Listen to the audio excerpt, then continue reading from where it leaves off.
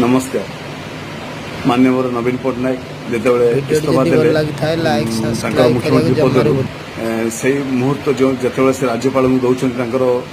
इस्तफा पत्र से मुहूर्त बहुत दुखद लगी बहुत ओडावासी बहुत दुख लगी अत्यंत दुखद घटना थिला तेणु मु अनुरोध करी जो बीजेपी बीजेडी जो मेंट इलेक्शन पूर्व आलोचना होता ओडावासी विरोध करते तेणु मेंट भांगीगला तेणु एवं ओडावासी चाहूँगी आउ थे मेंट हो माननीय नवीन पट्टनायक को आउ थे मुख्यमंत्री करा जाऊ बीजेपी रु जन को उपमुख्यमंत्री करा जाऊ हेले ओडावासी बहुत खुशी हे किंतु नवीन इस्तफार ओडावासी बहुत दुखित होती ये करूँ ना